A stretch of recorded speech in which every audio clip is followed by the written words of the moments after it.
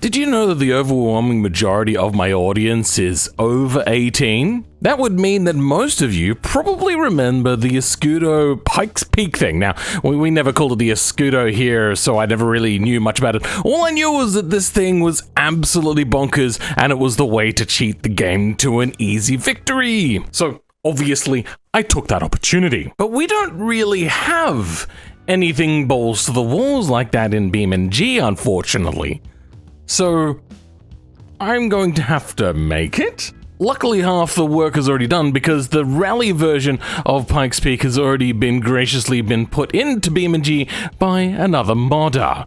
Thank you very much for that. As for the Escudo itself, well, the hopper is going to have to be the one that we pick in because it is the closest to the actual vehicle. This also has the added benefit of being Japanese. Now, to test it before and after, I've actually made this little configuration here. It's all hopped up. If you have a look under the hood, we will see that there's a great honking V8 supercharger in there. So this is gonna be generating a pretty good number, not actually far off of the real vehicle. Okay, let's give this behemoth a try. And I'm gonna go like infinite resets. I do not care about trying to do this realistically. This lap takes way too long and is way too hard to spend time worrying about, like, oh, I hope that it's within regulation. Like, I don't care. I just want to have some fun making a mod, and I want something to compare it against. So, a little bit of understeer there. Okay, now this thing doesn't really need to go below third gear, so we're going to spend most of our time just bouncing off the rev limiter. And turn it up a little bit because it is very quiet at the moment. There we go. Now I can hear the engine over my own voice. Okay, I think we're coming up to like the first big straight as well, which is not just the straight, but then I have to judge the braking distance at the end of this as well, which is a problem. And this transmission squealing like a pig. It's funny. Alright, I think I should start braking about there. That was too soon. I did money shift, but I don't know if I actually let out of the clutch, so it wasn't a complete money shift. It was just like a rev out. All right, last hairpin. Turn, oversteer. Perfect. Not really, but close enough. And yeah, we are minutes off the time, and I don't even have to worry about dying, unlike the actual drivers that did this. Come on! There we go! Oh dear, what an ending. Oh, good God. All right, well, that is the time to beat, a 13:04. The time that I would really like to reach, though, is a 10:21. So we shall see. First thing we need to do, though, is to widen the track, which lowers the center of roll and center of gravity as an overall thing to increase the load that's required to change the weight transfer, so then the tires can keep their maximum traction on both sides, or, in other words, make it thick. Okay, well, doesn't quite work here the same way as it does over on normal cars. This one's a little bit different. One pair of pants later. I may have ended up making this look like some sort of Hot Wheels toy. Okay, so it wasn't my plan. It was a hard body to work with. Come on, cut me some slack. I didn't... To be honest, if I was trying to make the Escudo Pikes Peak, it wasn't meant to be this body. That was a poor decision on my side. But we still have a pretty cool car that I still want to keep making, even if it does look quite Hot Wheels-ish. I think I'm going to change this to now the Hot Wheels car. Now, we've done a lot of work on this. The first thing we're going to need is the body, the bump. No, we're not gonna have bumpers because, yeah, they're gone. Brakes are fine. Bumper differentials are gonna change. Doors are different. Engine will keep as is. Engine mounts, exhaust, fascia. I will leave that for now. Fenders we will change. The frame got changed in this as well. A lot of glass got changed. Hardtop got changed. Hood, yes, the hood did get changed. Interior, none of the interior changed. Though, oh, that's actually probably going to affect the roof, but whatever. And then suspension is basically it. That's a lot of things I've changed. Now, luckily, I can just bring in the things I want, like the body. Except the body does not include the roof, so the roof is going to be different as well. Then, grab everything on this side. I don't think we need to grab these.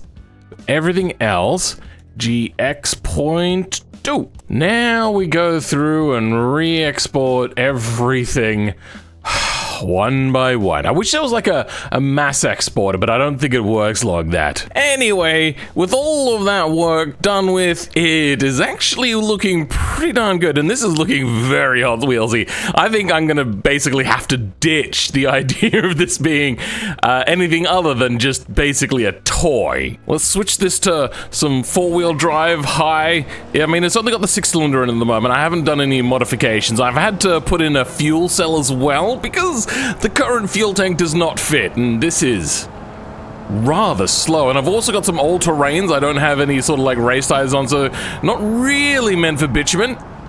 Oh, brakes are unhappy. It doesn't like the fact that this vehicle is much lower. I've also put in some slammed springs and dampeners, which didn't exist in the previous files of the game, so that's all entirely new, and at the moment it's handling okay. It's not a handling beast yet. I have a brand new front air dam sort of thing that comes all the way around to the rear, and it doesn't have any downforce at the moment.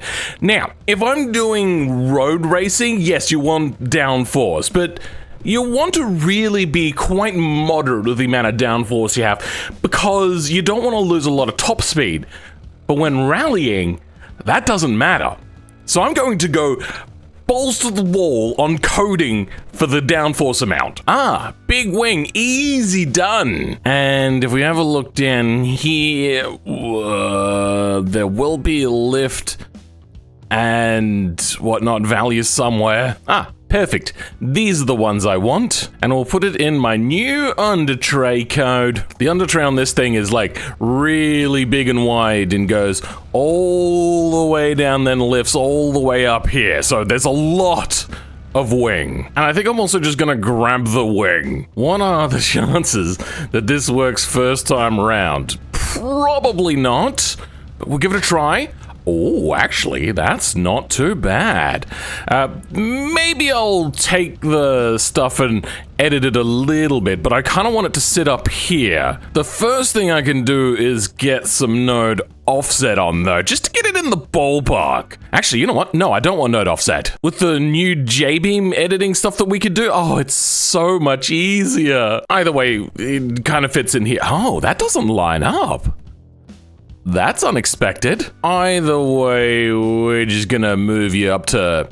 I wonder what it looks like on the real car. Oh, it is very much overhanging on the rear. Damn! Then we'll move you into place. And then all we gotta do is just get this to line up, which is... probably harder than what I make it out to be. Okay, well. Soon after. Though I reckon the work is going to be worth it. Come on. Why? Why must you be like this? Oh, they've got offsets. Okay, that would be why it's doing that. Why does it have this? I don't know. I don't even think the Des would know. Yep, there we go. Fantastic. Now all I have to do is attach it to the bodywork a lot better, because it is way too floppy. I wonder how much downforce we're producing at the moment. Probably way too much. The thing is getting pretty close to scraping. I wonder if it'll actually overcome the bump stops. I think there's a possibility I remove the bump stops. I don't remember. This thing is actually really slow now. I feel as if I'm creating way too much downforce. Oh, it's turning and everything is, it's so much grip. Oh my god. And hello to turbocharging time. Let's actually hope that this thing actually has some turbocharge. Intake carb, oh no.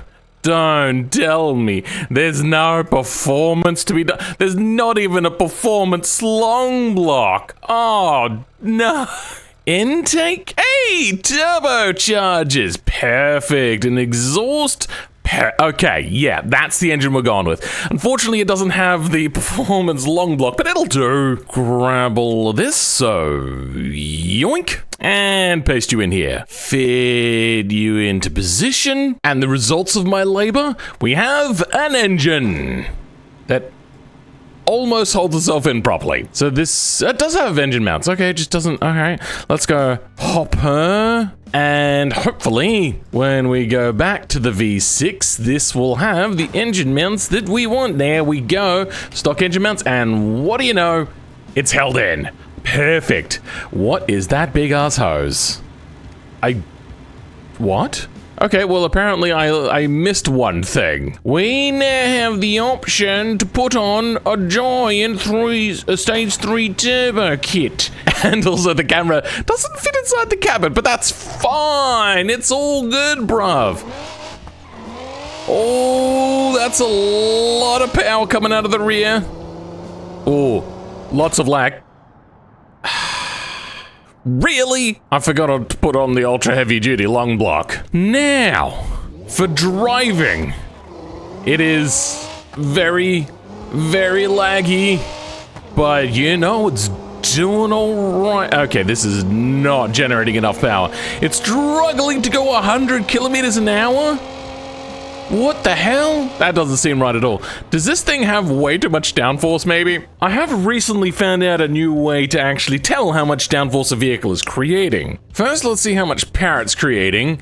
And, oh, actually, that's not very much power at all. Okay, so, yeah, that's like naturally aspirated V6 levels of power. Wastegate pressure, let's go like 22 maybe? 318? The Pikes peak version.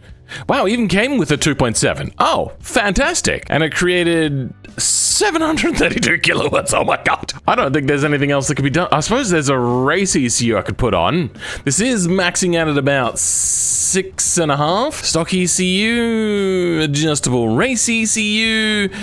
I don't want to put on a nitrous system, but I might just have to. Wastegate pressure, RPM range, maximum RPM cut. All right, I don't think this is going to give me much extra power. No, it literally drops off after 7,000 RPM. Maybe I should go grab some grab some bolide turbos. How would we go about that, you say? Well, let's duplicate this and then call this like stage 4 turbos, because stage 3 apparently are super weak. Then find the bolide and find our ways down to their stage 3. And there's not much to grab. We'll grab the turbo code and the sound configs. We'll grab main engine as well, and I think that's all we need. Then we just replace this engine def? Don't know what that means. Anyway, vehicle controller we may keep. Sound config stuff though we'll lose, main engine will lose, and turbocharger deform groups will also lose. And I've broken the engine. This time we'll grab just turbocharger, which starts here, ends here. And, whew, engine is back. That was a close one. Stage 4 variable turbo boost. Not more power. So you're gonna get changed to like a 2 times. You're gonna get changed to a 1.5 times. Though that is only 2 times, what number? 2 times 50. We want this to go to 150, probably. So instead, you're gonna get changed to a 3, and you'll do. And this should now go up considerably. No, not quite. And that's actually looking pretty perfect. We're a little bit under on power and a little bit over on torque, and it is very crunchy up there, but at least we got the flow rates we need. The power comes in about like 800 RPM too early, but it should be fine. Now, as we were talking about earlier, we were dealing with not enough power issue. I get the feeling we don't have that problem no more. Oh, that is a lot of extra power. Apparently we're getting valve train damage. I think we might be generating too much downforce. It's not pushing to the ground, but I think that's because we've got like some pretty hard limitations on how far the suspension can compress. All right, let's have a look. F11. This is the new fandangle way that I learned. Under experimental...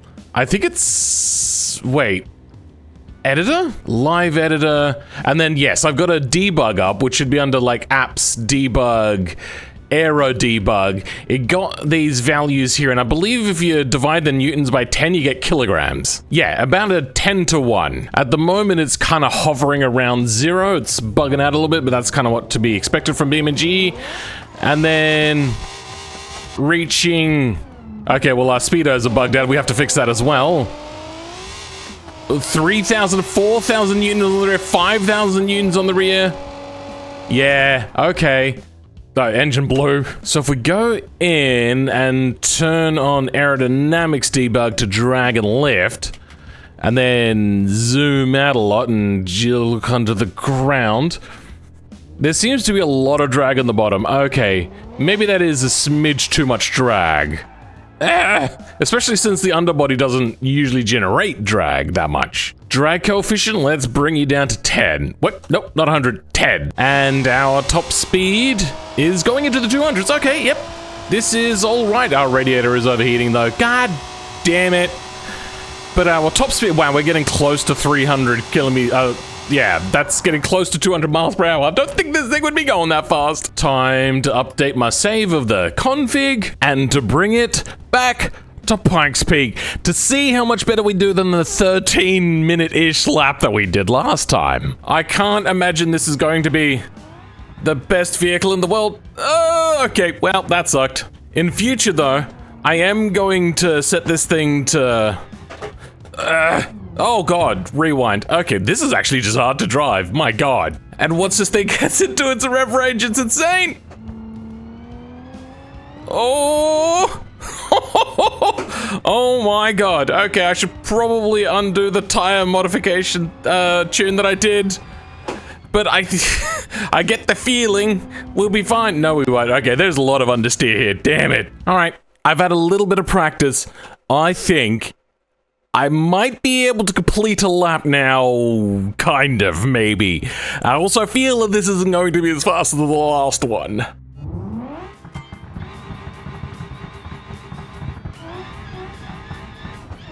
This thing just really rips, but you have to be very careful about getting it out of the power band as well, because that is a big problem. Come on, turn!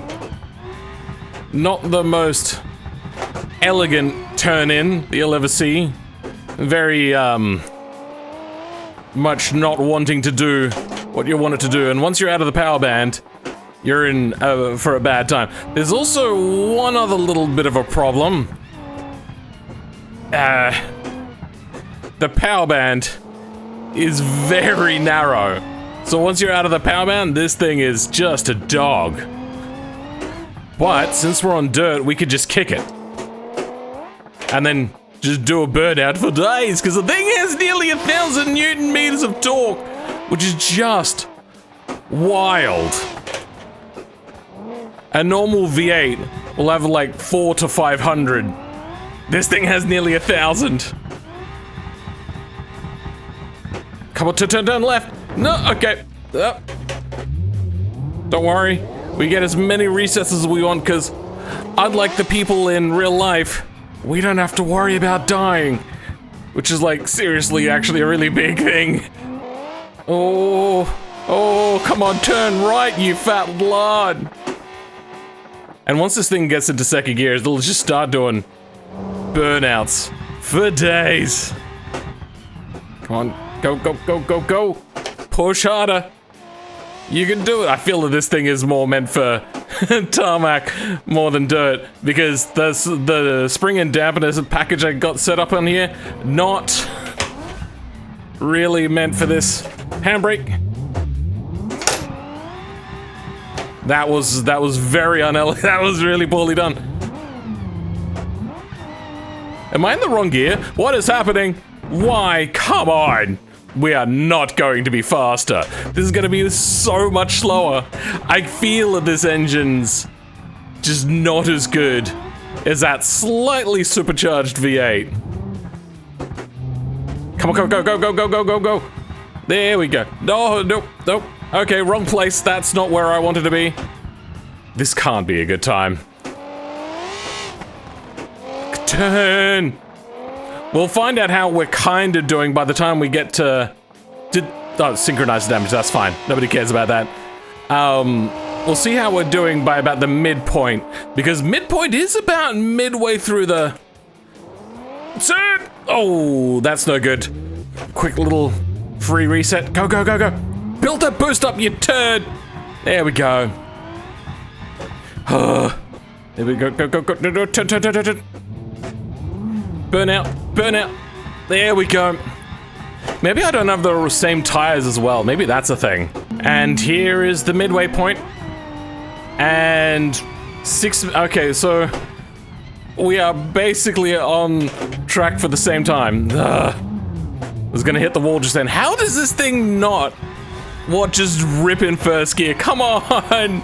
You have to take so much time to rev it up. Oh, super sketch. Nope! Oh. I'm gonna rewind this just a little bit so we're not right on the edge there. An edge where a few people have actually gone off. It's a very tricky corner because it doesn't look like a hairpin and doesn't drive like a hairpin, but you never have as much traction as what you think around there because it is just an awkwardly tight corner, which is not like anything else in this sort of area, so you get lulled into a false sense of it's either a hairpin or it's not, and that one's just like a mid-speed corner. And that is basically the end of this section. Come on, go, go, go, go, go, go, go. Full speed ahead. No high-speed drifting for me. I've got too much traction. Now, I do not know this part of the track very well, so I tend to have lots of accidents here. Oh, turn, turn, turn! What a dog this thing is. Now, rev bounce all the way to the end. Okay, it's a little too bouncy with the rest of the car. And there, across the line. Slow up by a minute! No! Oh my god, that is ridiculous. You gotta be kidding me. No way, it's that much slower. Well, this car has been absolutely wild. A lot of fun to work on. I am actually pretty happy with how it looks. It does really look like a really wicked toy, but ultimately a bit of a failure due to a lack of modding talent, shall we say? But, you know what else I'm also lacking? More subscribers, so make sure to subscribe. Also, I would like to thank my channel members whilst we're here, specifically including my top tier channel members, of which there is 2, which is the Rogue Tick, the Crayon Priest, and also Gav the Stig. For everyone else, though, I'll catch you all next time. Goodbye.